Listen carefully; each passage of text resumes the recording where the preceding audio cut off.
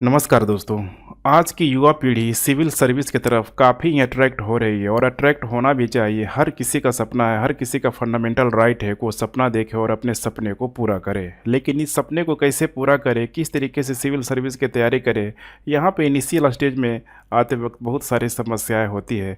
खासकर एनसीईआरटी को लेकर होती है और इसी दरमियान मैंने एक क्वेश्चन यहाँ पे शामिल किया हुआ है कि टॉपर्स की तरह एनसीईआरटी कैसे पढ़े, किस तरीके से एनसीईआरटी को फॉलो करें ताकि आने वाले दिनों में आपकी तैयारी की प्रक्रिया इस एनसीईआरटी के साथ एक शानदार रणनीति के तहत यहाँ के कंप्लीट हो जाए, बाकी सारे विषयों के साथ एक सामंजस्य बैठाने में मदद मिले। ऐसे बहुत सारे प्रश्नों को आज मैंने शामिल करने का प्रयास किया हुआ है। अब यहाँ पे देख पा रहे हैं कि आईएएस पीसीएस में एनसीईआरटी का महत्व क्या है, क्योंकि यहाँ पे अधिकतर जो युवा जो वर्ग है, अधिकतर जो ठीक है भारत की जो युवा पीढ़ी है, अगर सिविल सर्विस की तरफ अट्रैक्ट हो रही है तो यहाँ पे आईएएस का ख्वाब है, पीसीएस का ख्वाब है। लेकिन ऐसे में एनसीईआरटी को लेके बहुतेरे जो सवाल है उनके दिमाग में चलता ही रहता है और जब तक ये सवाल पूरी तरीके से ख़त्म नहीं हो जाए तब तक यहाँ पे कह सकते हैं कि एक भ्रामकता की स्थिति यहाँ पर बनी रहती है एनसीईआरटी को लेके। बहुत सारे स्टूडेंट डायरेक्ट सिलेबस यहाँ पर शुरू कर देते हैं, बहुत सारे स्टूडेंट का बेसिक चीज़ें यहाँ पे कंप्लीट नहीं होती है। तो किस तरीके से आप एक जो वे ऑफ जर्नी है, लवासना की जर्नी है या फिर यहाँ पे स्टेज पीसीएस की जो जर्नी है, किस तरीके से आप इसकी तैयारी कर सकते हैं, किस तरह से आप प्रिपरेशन कर सकते हैं, तो उसका पूरा पूरा एक फंडामेंटल बेसिक चीज़ों से हम लोग शुरुआत करने की कोशिश करते हैं। अब वो बेसिक चीज़ें यहीं से शुरू होती है यहाँ पे एनसीईआरटी को लेके। अब एनसीईआरटी को लेकर आप देख पा रहे हैं बहुत सारे जो प्रश्न हैं, लगभग मैंने सारे ही प्रश्नों को इसमें शामिल करने का प्रयास किया हुआ है। अगर कोई प्रश्न अगर छूट गया होगा तो आप नीचे कमेंट कर देंगे, उसका भी मैं आपको आसानी से आपको जवाब देने की कोशिश करूँगा। और एक चीज़ और कि मेरे द्वारा यहाँ पे 6 से लेकर 12 तक की पूरी जो एनसीईआरटी है पूरा का पूरा ठीक है एमसीक्यू के साथ या फिर आप कह सकते हैं कि बेसिक कॉन्सेप्ट के साथ पूरा का पूरा सिखाया जाएगा, रटाया नहीं बल्कि आपको सिखाया जाएगा। तो बिल्कुल इसके लिए आप लोग निश्चिंत रहे। लेकिन इसको शुरू करने से एक ओरिएंटेशन क्लास यहाँ पे रखना मेरे लिए ज़रूरी था कि आखिर आप इस एनसीईआरटी के महत्व को समझें, इसकी इम्पोर्टेंस को समझे, इसकी इंटेंसिटी को समझे कि आने वाले दिनों में यह कितना बड़ा ये रोल प्ले करने वाला है। तो आइए हम लोग एक एक बातों को हम लोग ध्यान से देखते चलते हैं। सबसे पहले हम लोग बात करते हैं एनसीईआरटी क्या है। यहाँ पे देख पा रहे हैं एक बहुत मैंने छोटा सा एग्जांपल, सिंपल से एग्जांपल लिया हुआ है। एक घर को आप लोगों ने बनाते हुए ज़रूर देखा होगा, जो बेस है नीचे के नीचे देख पा रहे हैं यहाँ पे जो भी इसकी जो आधारभूत जो संरचना है, पूरा पूरा जो इसमें रॉड डाला जा रहा है, खोद खोद के यहाँ पे जो नींव डाला जा रहा है, तो इसमें देखिए करने में टाइम लगता है, हार्ड वर्क लगता है यहाँ पे, और ये काफ़ी इफेक्टिव होता है क्योंकि एक बार ये बेस अगर तैयार हो जाए तो ऊपर आप किसी भी तरह का कंस्ट्रक्शन यहाँ पे बना सकते हैं। ठीक वही रोल यहाँ पे एनसीईआरटी प्ले करता है कि अगर एक बार एनसीईआरटी अगर 6 से लेकर 12 तक, मैं 6 से मैं काउंट कर रहा हूँ, 6 से लेकर 12 तक अगर आपकी एनसीईआरटी सारे विषयों की बहुत शानदार अगर हो जाती है तो आगे चल के आप जो भी बड़े बड़े एग्ज़ाम है आईएएस पीसीएस आसानी से आप इसको मैनेज कर सकते हैं। समझने में कभी आपको दिक्कत नहीं होगी, इजी वे में आप आसानी से आप इसको समझ सकते हैं। और साथ में आंसर राइटिंग वगैरह भी आप करने की स्थिति में रहेंगे। बहुत सारे प्रश्नों का जो जवाब है अगर आप देखेंगे, हम लोग बात करें आईएएस हो गया, पीसीएस हो गया, तो इसमें से आपको ज़रूर 10 से 15 प्रश्न अमूमन आपको देखने के लिए मिल जाएंगे जिसका जवाब आप आसानी से इन एनसीईआरटी बुक्स को आप पढ़ के दे सकते हैं। लेकिन अब यही होता है पढ़ने का तरीका, पढ़ने की जो प्रक्रिया कि किस वे में आपको करना चाहिए, किस तरीके से स्टडी करना चाहिए। तो मेरे साथ बने रहिए, एक एक चीज़ों को परत दर परत खुलती जाएगी और आपका पूरा जो कॉन्सेप्ट भी क्लियर होते जाएगा। तो यहाँ पे एनसीईआरटी का मतलब आप लोगों ने समझ लिया कि एनसीईआरटी क्या है। बिल्कुल एक बेस है, एक फंडामेंटल है जिसके ऊपर पूरी नींव यहाँ पे तैयार होती है। दूसरी हम लोग बात करें यहाँ पे फाउंडेशन, देख पा रहे हैं यहाँ पे जितना भी यहाँ पे बड़े बड़े जो एग्ज़ाम है यहाँ पे जैसे टॉप पे मैंने रखा हुआ है, उसी तरीके से यहाँ पे एसएससी, रेलवे, बैंकिंग और अदर गवर्नमेंट जॉब, चूँकि नीचे यहाँ पे भीड़ बहुत अधिक होती है, ऊपर जितना जाएंगे यहाँ पे ठीक है नंबर ऑफ़ कैंडिडेट की संख्या आपको कम दिखाई देगी। हालांकि अभी वर्तमान में यूपीएससी पीसीएस में बहुत बड़ी भीड़ यहाँ पे आ चुकी है। यूपीएससी की बात करें हम लोग तो 12-13 लाख लोगों से अधिक यहाँ पे फॉर्म भरा जा रहा है। वैसे ही हर एक स्टेट का जो पीसीएस है, जैसे बीपीएससी है, यूपी पीसीएस है, यहाँ भी कम से कम 4-5 लाख फॉर्म यहाँ पे भरा जा रहा है।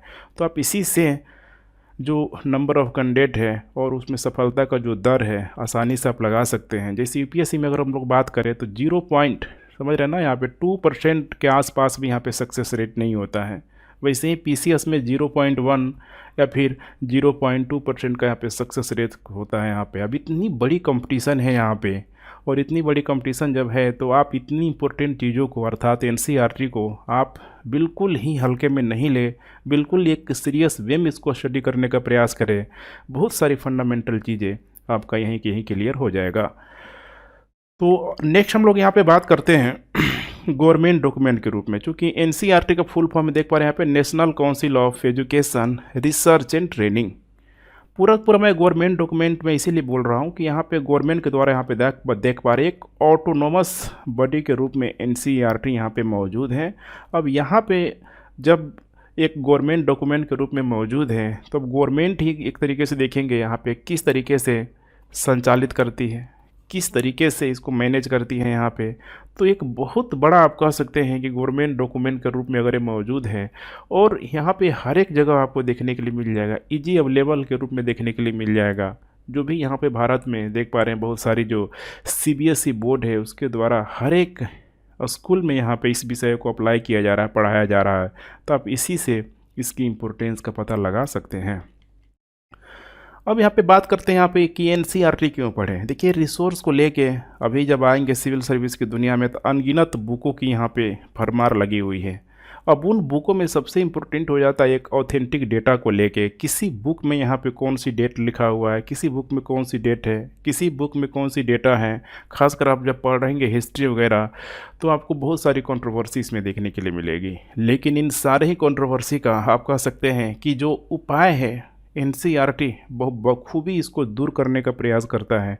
चूँकि एक ऑथेंटिक सोर्स है, जो भी सोर्स लिया गया है एग्ज़ाम में सपोज करिए अगर कोई कंट्रोवर्सी होती है किसी भी प्रश्न को लेके तो अधिकतर मात्रा में यहाँ पे एनसीईआरटी को प्रायोरिटी दिया जाता है। अर्थात एनसीईआरटी में जो डेटा है उसी को यहाँ पे अंतिम सत्य भी यहाँ पे मान लिया जाता है। तो इसीलिए आपको डेटा के रूप में हमेशा से और एनसीईआरटी का ऑथेंटिक डेटा का यहाँ पे प्रयोग करें, कभी भी आपको निराशा हाथ नहीं लगेगी।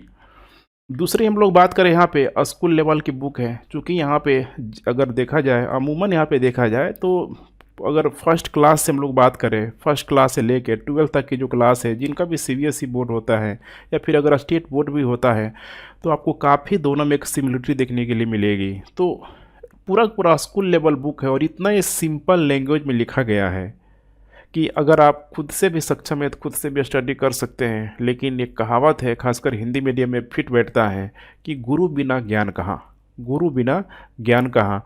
चूँकि अभी तक अगर आप लोगों ने इस एनसीईआरटी को पढ़ा होगा 6 से लेकर 12 तक, जो कि ठीक है 10th एग्ज़ाम के द्वारा 12th एग्ज़ाम के द्वारा, तो उस समय आप लोगों ने सिर्फ और सिर्फ अच्छे मार्क्स के लिए पढ़ा होगा। रटने की प्रक्रिया से आप अधिकतर मात्रा में गुजरे होंगे। तो यहाँ पे वो प्रोसेस यहाँ पे नहीं है चलेगा। यहाँ पे जो एक नए वे में आपको सिखाया जाएगा वो यहाँ पे सबसे है कि आपका अंडरस्टैंडिंग को डेवलप करवाना है, आपको एक सोचने वाला प्राणी बनाना है। फैक्ट तो आपको कहीं से मिल जाएगा, लेकिन यहाँ पे सिंपल लैंग्वेज में एनसीईआरटी ने जो चीज़ें यहाँ पे बताया इसको आप आसानी से ईजी वे में यहाँ पे पढ़ सकते हैं, ईजी वे में पढ़ सकते हैं। चूँकि 10th और 12th के दौरान समय की यहाँ पे कमी देखने के लिए मिलती है, जिसकी वजह से स्टूडेंट तेज़ी में इस बुक को पढ़ के निकल जाता है सिर्फ मार्क्स के लिए। लेकिन यहाँ पे वैसी चीज़ें आपको देखने के लिए नहीं मिलेगी। यहाँ पे आपको ठीक है एकदम होता है ना कि धीरे धीरे कछुए की चाल से चलना, बेसिक चीज़ें ऐसे ही यहाँ पे कवर की जाती है। हमेशा उस घर की नींव को याद रखेंगे आप कि बेस बनाने में समय लगता है। एक बार वो बेस बन जाए ठीक है 2 मंजिल 3 मंजिल 4 मंजिल बनाने में समय नहीं लगता है। तो सिंपल लैंग्वेज है, आपको स्लोली आराम से पढ़ के जाना है। और हर एक जो कॉन्सेप्ट है सबसे में इम्पोर्टेंट है ठीक है कॉन्सेप्ट, इस कॉन्सेप्ट को क्लियर करना है कि आखिर ये कहना क्या जा रहा है, कहना क्या चाह रहा है, क्या है, क्यों है, कैसे है, क्यों नहीं है, पूरे के पूरे इन सारे ही टर्मोलॉजी को बारी बारी से यूज में लाना है। उसके बाद यहाँ पे statics questions of all paper. इसका मतलब ये है कि अगर आप ठीक है यूपीएससी की तैयारी कर रहे हैं, इसके अलावा किसी भी स्टेट पीसीएस की तैयारी कर रहे हैं, एसएससी की तैयारी कर रहे हैं, इसके अलावा रेलवे की तैयारी कर रहे हैं, बैंकिंग की तैयारी कर रहे हैं, या फिर अदर जो भी यहाँ पे गवर्नमेंट जॉब है, यहाँ पे जिसकी भी आप तैयारी कर रहे हैं, तो एक स्टैटिक्स जो क्वेश्चन है यहाँ पे ऑल पेपर का अमूमन देखेंगे तो सारा का सारा जो प्रश्न है लाइन बाय लाइन आपको यहीं से पूछा जाता है। अभी देख पा रहे हैं यहाँ पे बीपीएससी का जो प्रश्न हुआ था ज्योग्राफी से, महज 8th क्लास के ज्योग्राफी से लगातार जो ठीक है 3-4 जो टॉपिक है, इसमें 3-4 टॉपिक से 4 प्रश्न पूछा गया। सोचिए लाइन बाय लाइन वहीं से उठा कर डाल दिया गया। और मैं सिर्फ एक स्टेट की बात नहीं कर रहा हूँ, यूपी पीसीएस का भी यही हाल है। यूपीएन की यूपीएससी भी इससे छूता नहीं है। यूपीएससी के द्वारा यहाँ पे लाइन बाय लाइन देखेंगे तो बहुत सारे जगहों से यहाँ पे प्रश्न बनाने की कोशिश की जाती है। तो वैसे हम आप इसको बिल्कुल ही इग्नोर करके नहीं चलेंगे। Static questions of all paper. उसके बाद यहाँ पे देख पा रहे हैं ईजी अवेलेबल ऑनलाइन ऑफलाइन, ठीक है, कोई समस्या नहीं है यहाँ पे कि आप ठीक है अगर आप कंफर्टेबल है ऑनलाइन पढ़ने में, अगर आपके पास एक लैपटॉप है, टैबलेट है। फ़ोन में थोड़ा सा देखिए पढ़ने में दिक्कत होता है, ठीक है, 5-6 इंच की स्क्रीन में आँखों में दर्द होने लगता है। तो कोशिश कीजिए टैबलेट का यूज़ करिए। आजकल 10 इंच 12 इंच का टैबलेट आ गया है, लैपटॉप सबसे बेस्ट है। तो यहाँ पे इजी अवेलेबल है ऑनलाइन, आसानी से आप एनसीईआरटी के साइट में जाइए, फ्री ऑफ कॉस्ट आप आसानी से यहाँ पे डाउनलोड कर सकते हैं। इजी वे में इसको आप पढ़ भी सकते हैं, कोई समस्या आपको नहीं आएगी। इसके अलावा ऑफलाइन भी इसकी जो बुक है बहुत अधिक कॉस्टली नहीं है। जिसे देखेंगे तो जनरली आपको 50 रुपये से इसकी बुक स्टार्ट हो जाती है। अधिकतर जो क्लास की जो बुक है खासकर 6 वगैरह की 50 रुपये में आपको ठीक है मिल जाएगी। तो यहाँ पे भी कोई समस्या नहीं है, कॉस्ट वगैरह कोई ज़्यादा मायने नहीं रखता है। कोशिश कीजिए अगर आप नए स्टूडेंट हैं तो बहुत सारा साइट है यहाँ पे, अमेजन का हो गया, फ्लिपकार्ट का हो गया, इसके अलावा बहुत सारी साइट है। अगर आप लोग कहेंगे तो नीचे मैं लिंक भी डाल दूंगा, वहाँ पे आपको पूरा 6 से लेकर 12 तक की जो बुक है एक बार आपको कंप्लीट मिल जाएगी इसकी हार्ड कॉपी। तो समस्या ही नहीं रहेगी। हार्ड कॉपी में क्या होगा कि आपको रीडिंग लगाने में आसानी रहेगी, जब मन करे जैसे मन करे पढ़ सकते हैं, इंपॉर्टेंट पॉइंट को यहाँ पे हाईलाइट कर सकते हैं। तो मैं फेवर करता हूँ हमेशा ठीक है ऑफलाइन को लेके यहाँ पे हार्ड कॉपी को यहाँ पे आप आसानी से ख़रीद सकते हैं। ओरिजिनल ख़रीदिएगा, ठीक है। कॉस्ट में बहुत अधिक फ़र्क नहीं आता है। अगर आप जीरोक्स भी लेते हैं तो एक अच्छा खासा आपको कीमत चुकानी पड़ जाएगी। तो इससे अच्छा है कि जो ओरिजिनल है उसका व्यूइंग जो होता है, व्यू जो होता है ठीक है अट्रैक्टिव दिखता है। यहाँ पे जो भी इमेज वगैरह बना होता है थोड़ा सुंदर लगता है, चीज़ें क्रिस्टल क्लियर उस पर दिखाई देती है। तो ओरिजिनल में ही आप लोग जाएंगे, ठीक है, इसी को आप बाई करने की कोशिश करेंगे। अब यहाँ पे सबसे बड़ी समस्या आती है कि नया एनसीईआरटी पढ़ें या फिर पुरानी एनसीईआरटी पढ़ें, न्यू वर्सेस ओल्ड एनसीईआरटी। अभी देख पा रहे हैं यहाँ पे जो एनसीईआरटी है समय के साथ अपने आप को ठीक है बहुत अधिक मॉडिफिकेशन करते हुए चल रहा है। जिससे भी हाल ही में आप लोगों ने ज़रूर सुना होगा कि कुछ टॉपिक को, कुछ सब्जेक्ट के अंतर्गत कुछ टॉपिक को हटाया गया। जिसे मुग़ल काल बहुत फेमस था 11th या 12th क्लास की एनसीईआरटी में। अब यहाँ पे आपको समझना है कि जब एनसीईआरटी इतना परिवर्तन कर रहा है, अर्थात बहुत सारे अनवांटेड चीज़ों को हटाने का जब प्रयास कर रहा है, तो उसको आपको ज़बरदस्ती ढोक के नहीं चलना है। फाइनली यहाँ पे गवर्नमेंट के द्वारा यहाँ पे इसको रेगुलेट किया जा रहा है।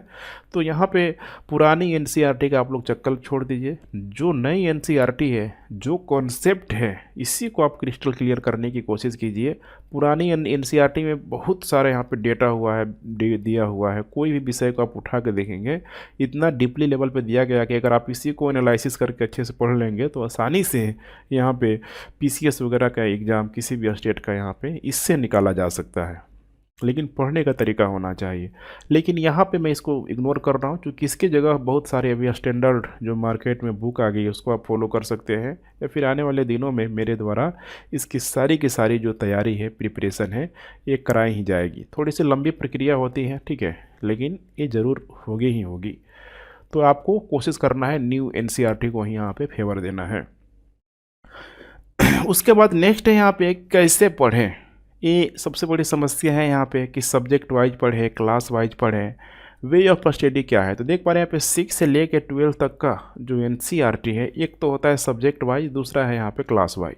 अगर आप बिल्कुल नए स्टूडेंट हैं, ठीक है, बिल्कुल नए स्टूडेंट हैं या फिर पुराने स्टूडेंट है, डजेंट मैटर यहाँ पे, तो आप लोगों ने क्लास वाइज तो बहुत पढ़ा होगा। 6 में जैसे होंगे तो आप लोगों ने ज्योग्राफी भी पढ़ा होगा, हिस्ट्री भी पढ़ा होगा, इसके अलावा ठीक है जो बाकी का जो सब्जेक्ट है साइंस वगैरह सब पढ़ा होगा। लेकिन यहाँ पे वो गलती यहाँ पे नहीं दोहराना है। कोशिश यही करना है यहाँ पे सब्जेक्ट वाइज को यहाँ पे ठीक है प्रायोरिटी देना है। अर्थात अगर आप 6 क्लास का एनसीईआरटी यहाँ पे अगर हिस्ट्री पढ़ रहे हैं तो कोशिश कीजिए 6 से लेकर 12 तक की जो हिस्ट्री है पूरा पूरा पढ़ जाए, क्योंकि जब भी आप पढ़ेंगे एक दूसरे से लिंक होते हुए नज़र आएगा। 6, 7, 8 की जो बातें हैं फिर 9, 10th में रिपीट होगी, 9, 10th की बातें वहीं बातें फिर 11, 12th में रिपीट होगी। तो एक आपको लिंक बनते जाएगा, कहीं से कोई यहाँ पे समस्या नहीं होगा। तो यहाँ से भी जो कन्फ्यूजन होगा आपको क्लियर हो गया कि सब्जेक्ट वाइज इसको लेके चले। फर्स्ट टाइम में यहाँ पे ध्यान रखिएगा, ठीक है। कोशिश कीजिए कि तेज़ी से आप इसको अगर एक बार पढ़ के निकल जाते हैं, फिर अपना अपना अंदाज में यहाँ पे मैं कोशिश, ठीक है, यही कीजिए आप लोग कि फर्स्ट बार आपको, ठीक है, रीडिंग करना है, जो भी शब्दावली है उससे परिचित होना है। दूसरे बार में यहाँ पे ध्यान रखिएगा अंडरस्टैंड, ठीक है, पूरा पूरा समझने की कोशिश करना है, जो भी फैक्ट है उसको यहाँ पे नोट डाउन करना है। अब यहाँ पे जब समझ के जो भी फैक्ट है नोट डाउन करेंगे तो लंबे समय तक आपके मेमोरी में किसी न किसी रूप में मौजूद होगी। बोला जाता है ना एग्जाम में मैंने तुक्के से लगा दिया, और तुक्के से नहीं होता है। कभी न कभी आप किसी न किसी समय ज़रूर वो आपकी नज़र से गुजरी हुई है, या फिर ज़रूर कहीं न कहीं उसको आपने स्टडी किया हुआ है। वही चीज़ें फाइनली, ठीक है, एलिमिनेशन मेथड के द्वारा उसके बाहर किया जाता है। उसके बाद थर्ड नंबर पे है यहाँ पे apply day to day life current से। अभी मैं बात करूँगा कि इसके साथ क्या पढ़ें, क्योंकि जो भी आपने इन दो प्रक्रियाओं को कंप्लीट अगर किया है, सपोज करिए अगर आप जियोग्राफी ही पढ़े हुए हैं तो जियोग्राफी में जैसे कि मौसम परिवर्तन है, क्लाइमेटोलॉजी जिसे बोला जाता है, अगर, ठीक है, मौसम में कोई परिवर्तन हो रहा है यहाँ पे खासकर मानसून के दिनों में, तो आपको एडिटोरियल देखने के लिए मिल जाएगा। अब उस एडिटोरियल को पढ़ने की कोशिश कीजिए, अर्थात एनसीईआरटी की पढ़ी हुई बातें न्यूज़ में अप्लाई करने की कोशिश कीजिए कि जो न्यूज़ वाले बता रहे हैं उसको मैं आसानी से पढ़ पा रहा हूँ कि नहीं पढ़ पा रहा हूँ। बार बार अर्थक्वेक आता है, भूकंप आता है। अब जब ज्योग्राफी को जब बेसिक नॉलेज आपको क्लियर हो जाएगा तो इतना पता होना चाहिए कि भूकंप क्यों आ रहा है, कैसे आ रहा है, क्या इसके पीछे कारण है। तो बेसिक चीज़ें यहाँ पे डे टू डे लाइफ से इसे कोरिलेट करने का प्रयास कीजिए। साइंस तो इतना इम्पोर्टेंट है डे टू डे लाइफ से। अगर आप, ठीक है, प्याज छील रहे हैं, आपकी आंखों में आंसू आ जा रहा है, जानने की कोशिश कीजिए क्यों हो रहा है। डेली डेली आप, ठीक है, गैस में खाना बनाते हैं, फिर आपकी फैमिली मेम्बर बनाते हैं खाना, गैस में क्या है, क्यों, ठीक है, वो इतना स्मेल देता है, क्यों उसमें आग लग जाती है, कौन कौन से इसे केमिकल मिला हुआ है। तो पूरा पूरा डे टू डे लाइफ, हर एक सब्जेक्ट को यहाँ पे डे टू डे लाइफ से कनेक्ट करने की कोशिश करना है और फिर इसको अप्लाई करना है करेंट अफेयर में। उसके बाद, ठीक है, इसके बाद आप चाहें तो यहाँ पर स्टैंडर्ड बुक को फॉलो कर सकते हैं, कोई भी स्टैंडर्ड बुक, ठीक है। आगे मैं आपको रिकमेंड करते रहूँगा स्टैंडर्ड बुक यहाँ पे, जैसे हिस्ट्री का है, पॉलिटी का, इकोनॉमी का है, करेंट अफेयर हो गया, सोशियोलॉजी का हो गया, या फिर ऑप्शनल को लेके हम लोग बात करेंगे, इथिक्स को लेके बात करेंगे, इन्वायरमेंट इकोलॉजी को लेके बात करेंगे। कोई भी चीज़ यहाँ पे छूटने नहीं जा रहा है, बस आप लोग इस चैनल से जुड़े रहें। उसके बाद यहाँ पे रिवाइज बिफोर एग्ज़ाम, ये बहुत ज़रूरी है कि रिवाइज के समय यहाँ पे एनसीईआरटी को जनरली देखेंगे तो लगभग 99% स्टूडेंट के द्वारा यहाँ पे छोड़ दिया जाता है। एक बार पढ़े और फिर उसको गर्त में डाल दिए, डस्टबिन में डाल दिए, वो नहीं करना है। हमेशा से एक चीज़ को बहुत ध्यान रखना है, वो चीज़ नहीं करना है, गर्त में इसको नहीं डालना है, हमेशा ही इसको साथ में लेके चलना है। एग्ज़ाम के पहले भी इसका रिवीजन अनिवार्य है, मैंडेटरी है, करना ही करना है, क्योंकि इसमें लिमिटेड जो कही गई बातें एग्ज़ाम के दृष्टिकोण से बहुत रिलेवेंट हो जाता है। नेक्स्ट हम लोग बात करें हाउ मेनी बुक्स रीड, चूँकि यहाँ पे बहुत सारे बुक हैं एनसीईआरटी में, लेकिन जो भी कोर सब्जेक्ट है, जैसे हम लोग हिस्ट्री की बात करें 6 से लेकर 12th, उसी तरीके से जियोग्राफी है यहाँ पे 6 से लेकर 12th, पॉलिटी भी लगभग आपको, ठीक है, 8th 9th से यहाँ पे शुरू होता हुआ दिखाई देगा, 8th 9th से, ठीक है। 6 में भी बहुत बेसिक चीज़ें आपको दिखाई देगी। उसके बाद इकोनॉमिक में 9th से ये शुरू होगा। सोशल भी देखेंगे तो अमूमन ये 9th से देखने के लिए मिलेगा। साइंस 6 क्लास से भी देखने के लिए मिलेगा, लेकिन साइंस को 10 तक यहाँ पे, ठीक है, कंप्लीट करना है। 11th और 12th में बहुत लिमिटेड टॉपिक को पढ़ना होता है, क्योंकि 11th 12th में अगर आप बायोलॉजी पढ़ते हैं तो समझ ही पा रहे हो कि एमबीबीएस के लिए, एग्ज़ाम के लिए होता है, तो बहुत डीपली हो जाता है, वहाँ सेलेक्टेड एरिया कवर करना होता है। उसी तरीके से फिजिक्स और केमिस्ट्री पढ़ते हैं तो सिलेक्टेड एरिया को, कंपटीशन को ध्यान में रख के पढ़ना होता है, अदरवाइज फिर इंजीनियरिंग वाले स्ट्रीम में आप चले जाएंगे। तो समस्या है यहाँ पे साइंस को लेके।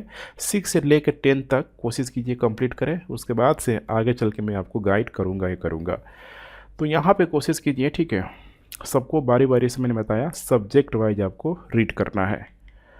उसके बाद से यहाँ पे एनसीईआरटी यहाँ पे शेड्यूल क्या होगा, क्योंकि सबसे बड़ी समस्या है यहाँ पे कि एनसीईआरटी एक बार होता है ना कि ले आए 5 किलो 10 किलो बुक उठा के ले आए, वो तो ऐसे ऑटोमेटिक ही आपको परेशान करने लगेगा कि इतनी सारी बुक एक बार में कैसे करें। अगर इतना आपको दिक्कत है, मेंटली अलर्ट नहीं है इतना बोझ ढोने के लिए, तो एक एक बुक लाया कीजिए। 6 का हिस्ट्री ले आइए। अगर आप अच्छे सिटी में मौजूद हैं, गांव में हो तो मजबूरी है एक ही साथ आपको सारा सारा बुक मंगाना होगा, लेकिन उसके लिए आप कहीं भी हो डजेंट मैटर, एक शेड्यूल आपको मेंटेन करके चलना होगा कि हमें पूरे पूरे एनसीईआरटी को, चाहे वो 2 महीना हो, 3 महीना हो, 4 महीना हो, 6 महीना हो, साल भर हो, डिपेंड करता है कि आप किस दरमियान आपने तैयारी की शुरू किया है। 10th के बाद किया है, 12th के बाद किया है, ग्रेजुएशन के बाद किया हुआ है। अगर लिमिटेड टाइम है तो आपको, ठीक है, दिमाग इसका मतलब कि खुला हुआ है, आसानी से आप इन सारी चीज़ों को गेन कर पाएंगे। तो एनसीईआरटी शेड्यूल में हमें ध्यान रखिएगा, एक चीज़ बहुत मायने रखता है, और वो यहाँ पे हार्ड वर्क, कंटिन्यूटी, डिसकंटिन्यूटी नहीं होना चाहिए। पूरी की पूरी यहाँ पे कंटिन्यूटी यहाँ पे बनी रहनी चाहिए। कंटिन्यूटी नहीं बनेगा, समस्या आने लगेगी। अब उसके बाद है यहाँ पे कब से एनसीईआरटी पढ़ना शुरू कर दें। इसमें मैं कुछ कंडीशन दे रहा हूँ, जैसे कि बहुत सारे स्टूडेंट मेरे पास मैसेज भी करते हैं, ठीक है, वे 9th-10th का स्टूडेंट होते हैं, 10th से नीचे, 10th के बिलो। बहुत सारे स्टूडेंट यहाँ पे जब 10th में होते हैं, इसके अलावा 12th में होते हैं, इसके अलावा बहुत सारे स्टूडेंट यहाँ पे ग्रेजुएशन कर रहे होते हैं, ग्रेजुएशन, या फिर यहाँ पे जो ग्रेजुएशन फाइनल कर लिए होते हैं, ग्रेजुएशन जिनका कंप्लीट है, और वो किसी भी एग्ज़ाम की तैयारी करने के लिए बिल्कुल प्रिपेयर है। तो यहाँ पे कोशिश करना है 10th 11th 12th यहाँ तक के स्टूडेंट को प्राइमरी, यहाँ इवेंट की ग्रेजुएशन तक के स्टूडेंट को प्राइमरी यहाँ पे सबसे पहले वे जिस किसी क्लास में हैं, ठीक है, वहाँ बेहतर करने की कोशिश करना है कि हमें हर हाल में, अगर 10th में है तो एक अच्छा परसेंटेज की आप उम्मीद करें, चीज़ों को समझ समझ के पढ़ने की कोशिश कीजिए। वहीं 12th में, वहीं ग्रेजुएशन में है। बहुत सारा मैसेज मेरे पास आता है कि ग्रेजुएशन में आए हैं सर, अभी से आईएएस की तैयारी करना शुरू कर दे। तैयारी करने में देखिए, ठीक है, कोई आपको रोक नहीं रहा है, लेकिन वही है ना कि जो सही समय है, जो समय है अभी आपको जिस काम के लिए, उस पर आप अधिक से अधिक प्रायोरिटी देने की कोशिश करें। ग्रेजुएशन के बाद तो फाइनली अगर आपको तैयारी का मन है, ठीक है, तो फिर डिग्री आपको मिलेगा, तभी तो आकर आप तैयारी करेंगे। तो इस चीज़ को आपको हमेशा ध्यान में रख के चलना है कि प्रायोरिटी आप जिस किसी क्लास में हो, ग्रेजुएशन के पहले जिस किसी भी क्लास में हो, सबसे पहले उस क्लास को प्रायोरिटी दे। हाँ, लेकिन अगर आपके अंदर दृढ़ संकल्प है, दृढ़ इच्छा है कि नहीं हमें सिविल सर्विस ही करना है, किसी भी प्रकार का कोई डाइवर्जन नहीं है, तो फिर यहाँ से भी आप एनसीईआरटी को शुरू करें। 10th में है तो आपको और मज़ा आएगा, सारी चीज़ें फिर से रिपीट होगी। 12th में है तो ठीक है, और मज़ा आएगा इसमें। तो करने का मतलब क्या है यहाँ पे कि इसके लिए फिर से एक्स्ट्रा टाइम देना होगा, और मुझे नहीं लगता है कि 10th में जो स्टूडेंट है उसके पास एक्स्ट्रा समय होता होगा, क्योंकि वहाँ पे एक हमेशा दबाव होता है एक अच्छा मार्क्स लाने की, जो कि ठीक है ज़रूरी भी है। तो यहाँ पे भी बहुत चैलेंज होता है। जो आप पढ़ रहे हैं ना, एनसीईआरटी की जो बुक पढ़ रहे हैं 10th में, उसी को आप अच्छा कर लीजिए, फिर आपको बहुत अधिक यहाँ करने की ज़रूरत नहीं होगी। 12th में भी है तो मैं वही कहूँगा। ग्रेजुएशन में है तो थोड़ा सा आपको यहाँ पे आकर डिपेंड करता है। अगर आप आर्ट बैकग्राउंड के हैं तो आप आसानी से इसमें टाइम दे सकते हैं, साइंस वाले हैं तो भी इसमें आप समय दे सकते हैं, क्योंकि ग्रेजुएशन में इतना समय ज़रूर होता है कि आप डेली 2 घंटे 1 घंटे आप निकाल पाए, एनसीईआरटी को दे पाए। आफ्टर ग्रेजुएशन तो कोई समस्या ही नहीं है। आफ्टर ग्रेजुएशन कोशिश कीजिए पूरा पूरा एनसीईआरटी 2 से 3 महीना में 6 से लेकर 12 तक हर सब्जेक्ट को इतना तेज़ी से आप पढ़ते जाए, उसका नोट्स भी बनाते जाए। एक बार नहीं, कम से कम 2 टाइम्स 3 टाइम्स आपको रिपीट जरूर करना है। उसके बाद नेक्स्ट यहाँ पे एनसीईआरटी के साथ क्या पढ़े।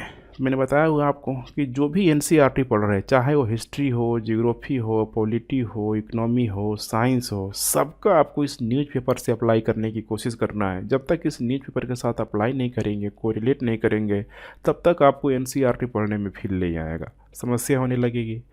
तो न्यूज़पेपर अगर आपको समझ में आ जा रहा है एनसीईआरटी को पढ़ के, तो फिर आपकी चीज़ असली है, आप इसका मतलब एनसीईआरटी को आप समझ पा रहे हैं। आगे कंपटीशन के लिए, आईएएस पीसीएस के लिए आपकी तैयारी मजबूत हो रही है। अब यहाँ पे आप जिस किसी भाषा में, हिंदी है, इंग्लिश है, जिस किसी भाषा में आप कंफर्टेबल हो, वहीं आप न्यूज़ पढ़ने की कोशिश कीजिए। और न्यूज़ पढ़ने का भी तरीका होता है, एडिटोरियल को पढ़ने की कोशिश कीजिए। ऐसा नहीं कि कोई ज्वलंत मुद्दा है यहाँ पे, ठीक है, करेंट के दृष्टिकोण से, जो कि बिल्कुल ही मतलब कह सकते हैं कि आपके एग्ज़ाम के लिए रिलेवेंट नहीं है, वैसे मुद्दों से बचने की कोशिश कीजिए। पॉलिटिकल मुद्दों से खासकर बचने की कोशिश कीजिए। एडिटोरियल इसमें सबसे मस्ट है, एडिटोरियल पे यहाँ पे ध्यान दें। ठीक है, एडिटोरियल आ रहा है जैसे कि मैंने बताया था तभी, अर्थक्वेक से संबंधित, साइंस से संबंधित, क्लाइमेटोलॉजी मौसम विज्ञान से संबंधित है, तो आप इसको यहाँ पे अप्लाई करने की कोशिश करें। उसके बाद नेक्स्ट हम लोग बात करते हैं यहाँ पे, ऑनलाइन क्लास करना ज़रूरी है या नहीं ज़रूरी है। अगर आपकी बेसिक बहुत ही कमज़ोर है तो ऑनलाइन क्लास आप ले सकते हैं, ऑफलाइन क्लास भी ले सकते हैं। और इसके लिए मैंने आपको बोला है कि 6 से लेके 12 तक की पूरी जो एनसीईआरटी है, ठीक है, जल्द ही मैं आपको प्रोवाइड करा दूंगा। ठीक है, कंटिन्यू रूप से चलते रहेगी, कहीं से कोई आपको समस्या नहीं आएगी। अगर आप खुद से भी सक्षम हैं, ऑनलाइन क्लास करना नहीं ज़रूरी है, इन द सेंस कि आपको अपना शेड्यूल, ठीक है, शेड्यूल आपको मेंटेन करके चलना होगा कि आप खुद करने में यहाँ पे रिलायबल है, खुद यहाँ पे आप करने में सक्षम है। ये पूरे आप पे डिपेंड करता है, आप कितना एनर्जेटिक है, आपके अंदर कितना पोटेंशियल है, बिल्कुल और बिल्कुल ये सेल्फ स्टडी, सेल्फ पे डिपेंड करता है। उसके बाद practice set for objective and descriptive, ये बहुत ज़रूरी है यहाँ पे कि एनसीईआरटी देखिए पढ़ने के बाद होता क्या है कि उसको हम लोग छोड़ देते हैं। और छोड़ देने का मतलब यही है कि आपने पढ़ लिया चीज़ें, वो चीज़ें कहीं ना कहीं आपको, ठीक है, किस फॉर्म में किस तरीके से याद रहना चाहिए वो यहाँ पे रिकॉल ही नहीं हो पाता है।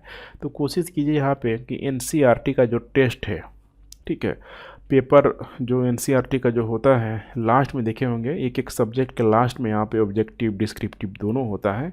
तो वहाँ से आप कोशिश कीजिए जो भी ऑब्जेक्टिव प्रश्न है वहाँ से बनाए, जो भी डिस्क्रिप्टिव प्रश्न है वहाँ से बनाए। जब मैं कराऊंगा तो अलग से भी टेस्ट सीरीज़ का आप लोग के लिए, ठीक है, टॉपिक वाइज या पूरे एक क्लास का आपको इकट्ठे में प्रोवाइड भी करूँगा, ताकि आपको पता लग पाए कि प्रश्न जो है एनसीईआरटी में किस तरीके से एग्ज़ाम के द्वारा बनाया जाता है, कैसे एनसीईआरटी के जो भी तथ्यात्मक चीज़ें या फिर जो कॉन्सेप्चुअल चीज़ें हैं वो लंबे समय तक हम लोग गेन कर पाए। तो ये बहुत जो यहाँ पे ज़रूरी हो जाता है। सरक मैं कराऊंगा। डिस्क्रिप्टिव यहीं से आपको डेली की डेली कोशिश करना है, नोट्स बनाएंगे तो यहीं से आपके, ठीक है, हाथ में लिखने की जो रफ्तार है थोड़ी बहुत तेज़ भी होने लगेगी, हैबिट बन जाएगी, आप अच्छे तरीके से चीज़ों को लिख पाएंगे।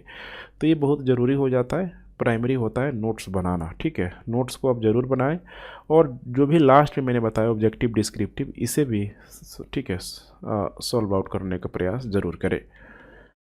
अब यहाँ पे बहुत इंपॉर्टेंट प्रश्न बन के आता है कि क्या एनसीईआरटी पढ़ लेने से आईएएस बन जाएंगे। देखिए, ये कैसा सवाल है, मैंने बताया हुआ था आपको कि एनसीईआरटी पढ़ लेने से आईएएस बनेंगे कि नहीं बनेंगे, लेकिन हाँ, अगर आपने बिल्कुल एनसीईआरटी नहीं पढ़ा है तो आईएएस बनने की प्रोबेबिलिटी भी काफ़ी यहाँ पे कम हो जाएगी।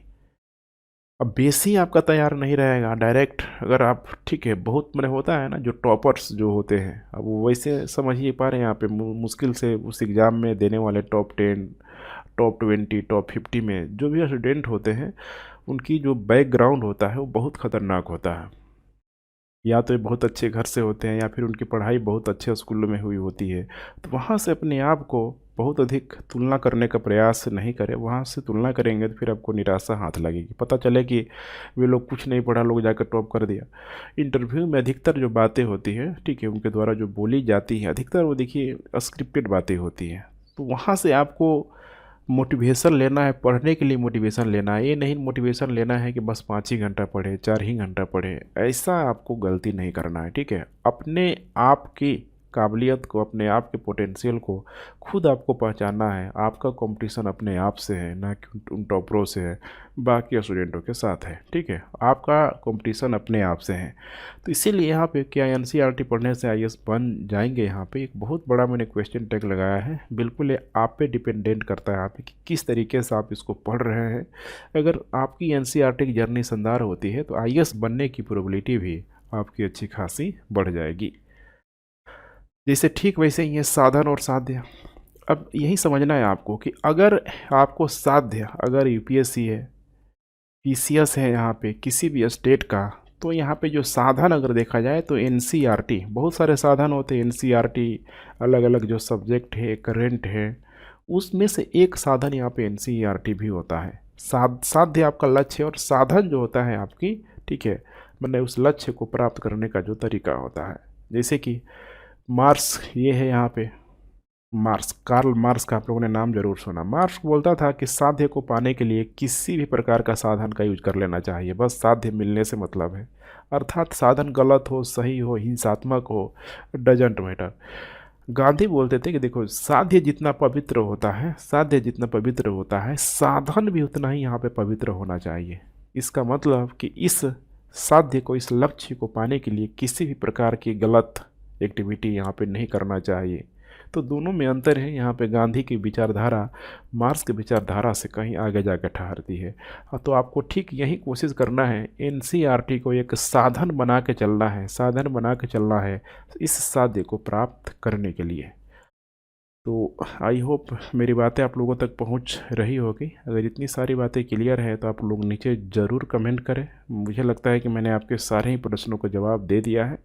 फिर भी अगर कोई प्रश्न, अगर एक आध प्रश्न छूट रहा है तो नीचे आप लोग कमेंट कर देंगे, मैं उसका भी आपको जवाब देने की कोशिश करूँगा। और क्लासेज आपको, आप लोगों की जल्द स्टार्ट हो जाएगी। 6 से लेके 12 तक की जो एनसीईआरटी है, बिल्कुल इसके लिए आपको निफिक्र रहना है। हाँ, लेकिन आपको सिंसियरिटी दिखाना होगा, डेली की डेली आपको फॉलो करना होगा, तभी जाके आप इसका बेनिफिट अच्छे से उठा सकते हैं। टेस्ट वगैरह के लिए कोई, ठीक है, टेंशन नहीं लेना है। टेस्ट वगैरह खुद मैं प्रोवाइड करूँगा। जैसे मैं टॉपिक को कराऊँगा, टॉपिक से कोरिलेट करके कोई भी प्रश्न पूछा गया होगा, चाहे पीसीएस में या फिर यूपीएससी में, वैसे प्रश्नों को मैं कोरिलेट करके बताऊँगा कि देखिए किस तरीके से इन बड़े एग्जामों की तरह प्रश्न को पूछा जाता है। तो इसके लिए आपको भी बिल्कुल यहाँ पे निफिक्र रहना है। तो मेरे ख्याल से इतना पर्याप्त है फ्रेंड्स। Thanks for watching. मिलते हैं हम लोग अगला क्लास। वीडियो को लाइक शेयर करते रहे एंड जय हिंद।